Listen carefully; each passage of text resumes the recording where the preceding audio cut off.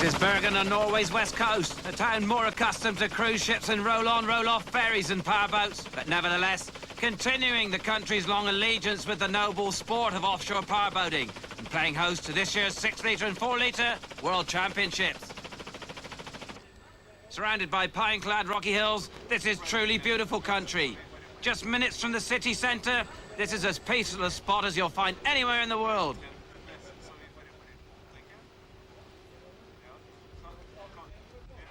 Although Bergen does have a more bustling duty, catering for the thousands of tourists who flock here in the all-too-brief summer season. And it is perhaps odd to note that cold and long as the winters may be here, in summer, this is an area that boasts a better weather record in 12 weeks than many Mediterranean resorts.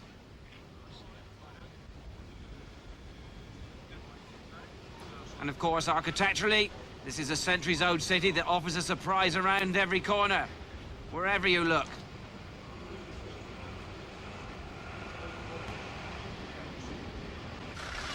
And there's certainly a surprise around every corner this week. Well, actually, it's more of a shock. The world's fastest 6- and 4-litre offshore powerboat cruiser in town to battle up and down the fjords over 3 races to decide who rules the waves in 1995. And they've certainly come in all shapes and sizes. The boats, that is. Mind you, having already spotted some of the contestants, one might be forgiven for making that statement a little more general. First to arrive were the British team of John Miller and Adrian Jardine, brandishing their all-new, state-of-the-art Miller brainchild and design catamaran. And if looks were a winner, this would be first past the post without a ball being bowled. But they're not, and plenty of obstacles lay ahead for both Miller and the rest of the crews before the new champions are crowned on Saturday.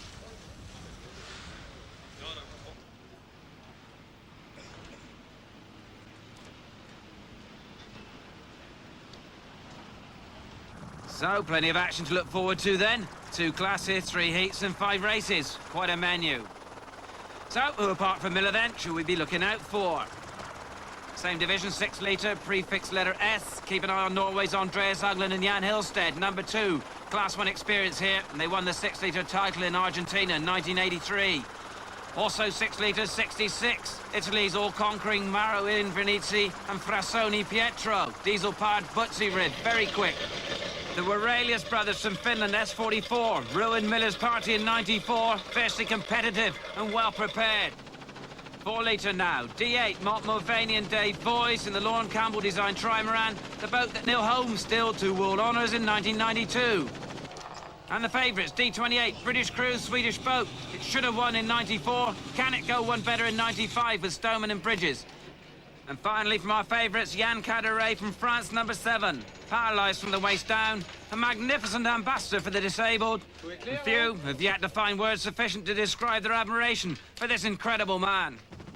While big crowds as always then in Norway to greet the gladiators into their magnificent arena. The country hosts 4 World Powerboat Championships this year, including a round of Class 1. Impressive indeed. So, they're all ready to go then for the 1995 6-litre and 4-litre offshore powerboat World Championships. And first on the line, 6-litre. The start boat leads them in with the usual UIM start. Yellow flag will take them into line. The green flag will set them on their way. And cool as you like here, Colin Stoneman and Mark Bridges awaiting their cue. Well, that'll come in a couple of minutes' time. Meanwhile, 6-litre are on their way. And already the leading group getting away. With Miller, yellow top left, accompanied by the Italian Zucchini, white. And here comes Ugland, red, taking on the Aurelius brothers in the SO Ultron colours, but he won't get much change out of that in the flat. It's mirror here, an ideal for Aurelius's cat. This is the Italian job. Invernizzi, 66, trails Zucchini, but once again it's the cat refusing to submit. So, where's Miller? Remember, he and Zucchini were side by side. Well, there is Miller. So he's broken away, powered by his 2 all-singing, all-dancing Mercury 2.5 EFI SS engines. Over 500 horsepower there. And here comes Aurelius, same powerhouse, different hull. Well, that's impressive. He thunders into second place with plenty to spare. 4-litre now, on their way. The early leaders with Jens Odegaard from the local club in the Mercury-powered Hydrolift D51.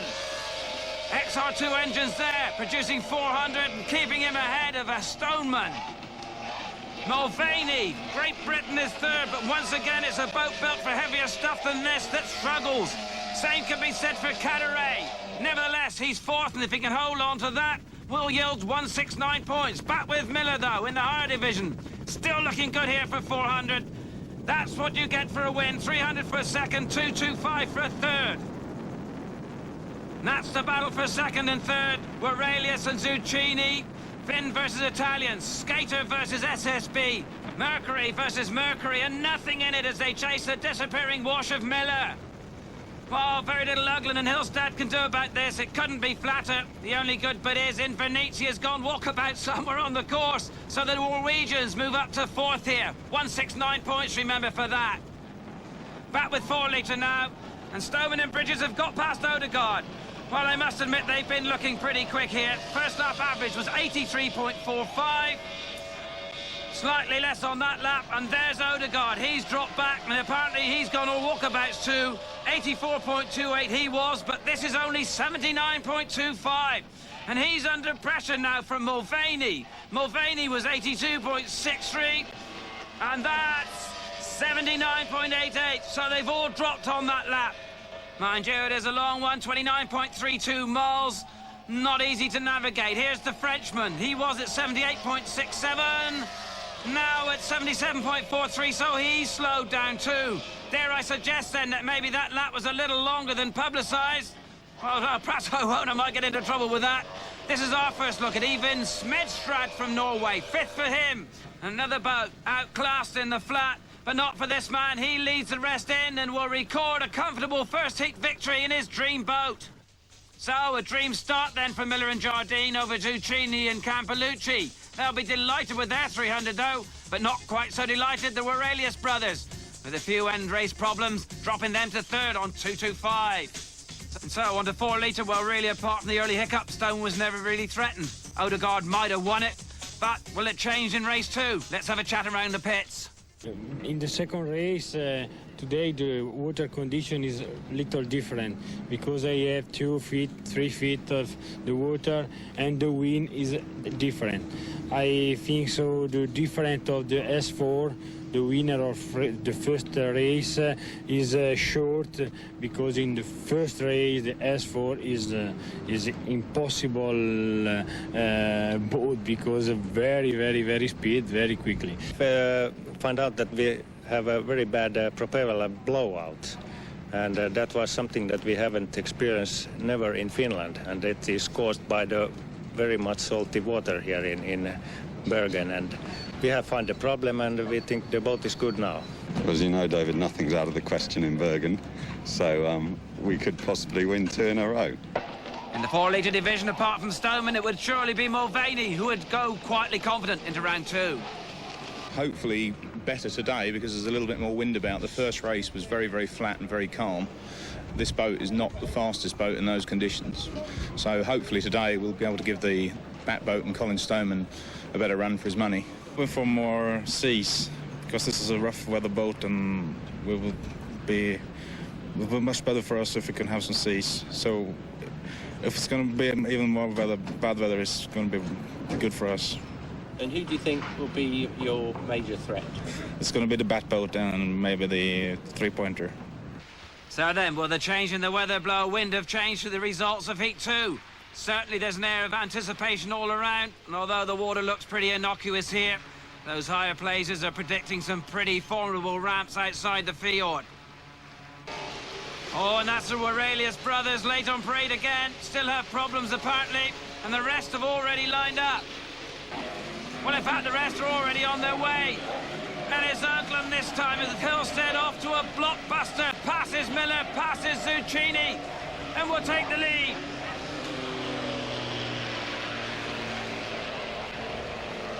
Well, that was stunning stuff, and there was never any doubt this boat would be a different proposition in the rough, built for conditions just like these, and powered with diesel reliability. But now, can the Norwegians convert it into points? Remember, nothing in the first round, and they've got company here in the shape of Invernizzi. He needs the points also. And they're beginning to labour it a bit. Well, and having said that, here comes Miller and Jardine. They did say the boat would handle in the rough, so maybe this is the time to prove it.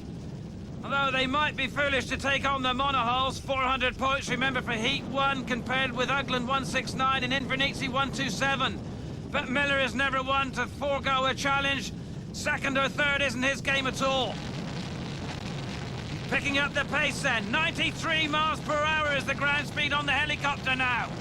Back with 4 litre, and it's Caderet, the French oyster farmer, trying to winkle out something a little better than his first round 4th. And this is third behind Stoneman and Mulvaney. It was a maximum for Maxi Mailing, the British crew, in round 1, remember. And another here would put him almost out of sight. Beautiful looking boat, designed and built by Ockie Manifeld. Paint job conceived by John Miller, who drove it in '94. And who should have won the World Championship in it. Well, he might win this one in the lee of land, slightly flatter water. Miller passes the Italian with consummate ease. Next stop, Ugland. He's around a half a mile ahead. Now then, this could be some scrap yet. So where is Ugland? Oh, there is Ugland. Now he's making it all look pretty easy. Ground speed on the helicopter, 89 miles per hour. So he'll be up around his maximum. Miller's top speed a little quicker than that, around about the 100. But surely he's not going to put all that power on here. But he's in Ugland's wash, and he's using the flatter water nearest land to his advantage. Well, they've left Invernizzi behind, that's for sure. No real luck so far this week for the Italian, and none here either. At the moment, third and dropping back. So, the end of the lap for Ugland, still ahead of Miller, which no doubt is a great relief to him. In fact, where is Miller?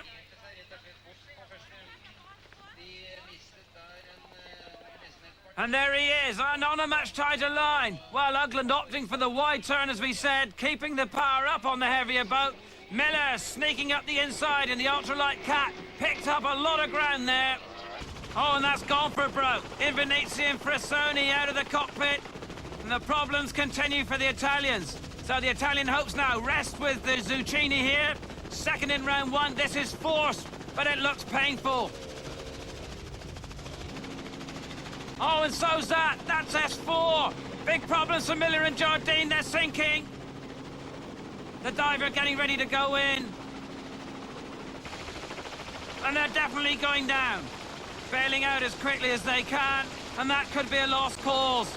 Well, what can you say? He took the gamble. And that's the result. So it's a clear run in for Ugland. And in fact, he's the only 6 litre left on the course. The race will be curtailed, we're told, after 2 laps. That's how serious it is. And there are just 3 4-litre boats remaining. This is the best of them. Winners in round 1 heading for the same in round 2. Mulvaney D8, much better this time. He gets second in 300. And still out in the rough and a clear 15 minutes behind Mulvaney in second. Caderet hanging on for third and 225 points. But no doubt who's in the driving seat of the 6-litre World Championship now. Ugland and Hillstad, the only finishers in a race that took a terrible toll. Overall, they now lead Miller and Jardine by a clear 169 points, with Zucchini and Campolucci third. But what a chance Invernizzi missed. On to 4-litre, and it's a double for Stoneman and Bridges, with both Mulvaney and Caderet posting best of championships so far. And that could make quite an interesting battle for silver. Overall, Stoneman not quite out of sight, but definitely on the horizon. Needs just a 5th place or better now for the final race to lift the title. That shouldn't be too much problem for him. So it's a race against time then to get everyone back on the water, including Miller.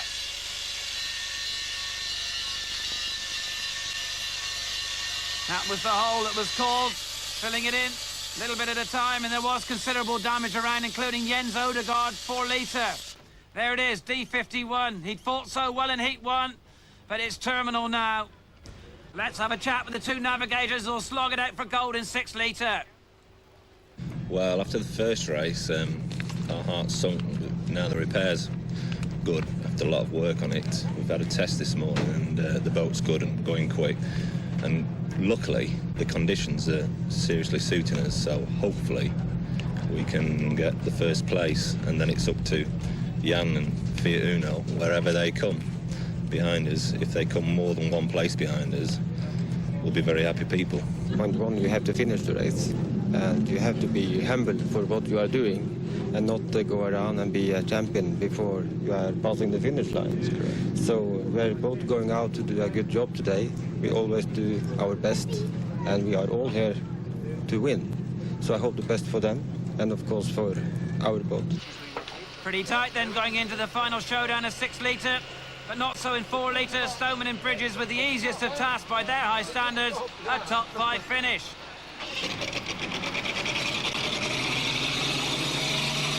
Aglin and Hillstead, on the other hand, know that third won't be good enough if Miller wins, and it's getting flatter by the minute.